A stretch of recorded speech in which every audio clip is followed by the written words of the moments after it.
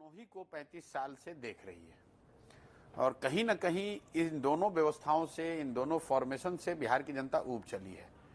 अगर आप कोई इंडिपेंडेंट सर्वे बिहार में करा लें तो आपको पता चलेगा कि 50% से ज्यादा लोग अब चाहते हैं कि कुछ नया हो, कुछ बेहतर होना चाहिए, इन दोनों से अलग होना चाहिए जी। इसका मतलब ये नहीं कि वो सारे लोग जनसुराज को चाहते हैं, ये संभव है कि वो जनसुराज को ना चाहते हो, लेकिन वो बदलाव चाहते हैं, इन दोनों से अलग कुछ होते हो देखना चाहते हैं। तो उस नजरिए से बिहार की जनता बदलाव के लिए तैयार है। अब बदलाव किस सूरत में आता है, किस फॉर्मेशन में आता है, किसको उसका लाभ मिलता है, किसको उसका नफा नुकसान होता है, वो आने वाले महीने और जब चुनाव होगा तो उसके परिणाम बताएंगे।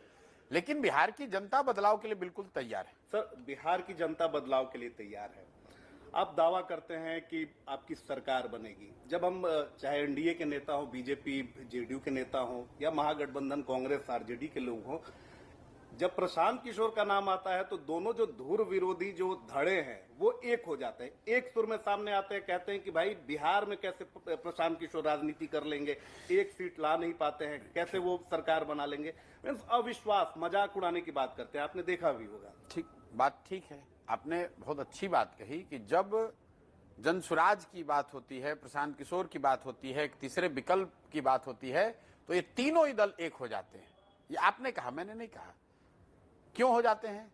क्योंकि इन दोनों फॉर्मेशंस को, नीतीश भाजपा को और लालू को, इनको राजनीतिक मुफ्तखोरी की आदत लग गई है बिहार में।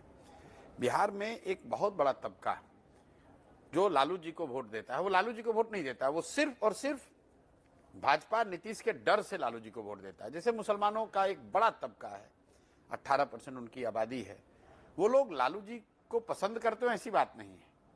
उनको मालूम है कि राजद ने, लालू जी की पार्टी ने, तेजस्वी ने मुसलमानों का हक नहीं दिया है, उनको भागीदारी नहीं दी है, मुस्लिम बच्चों के लिए पढ़ाई रोजगार की व्यवस्था नहीं की, उनकी तरक्की की बात नहीं की, सिर्फ भाजपा का डर दिखाकर वोट लेते रहे, ये बात उनको मालूम है। बावजूद इसके वो जाकर लालू जी को वोट इसलिए देते हैं क्योंकि उनके पास कोई विकल्प नहीं है, भाजपा को वोट दे नहीं सकते हैं। इसी तरीके से एक बहुत बड़ा समाज का तबका ऐसा है जो नीतीश और भाजपा से उसको कोई लेना देना नहीं है, वो उनको वोट नहीं देना चाहता है। वो परेशान है यहाँ के नीतीश के भ्रष्टाचार से, जमीन के सर्वे से, प्रीपेड मीटर से, यहाँ के ध्वस्त शिक्षा व्यवस्था से, पलायन से। लेकिन फिर भी आप कहते हैं क्यों नीतीश को भाजपा को वोट देता है? क्योंकि जैसे मुसलमान भाजपा से डरता है।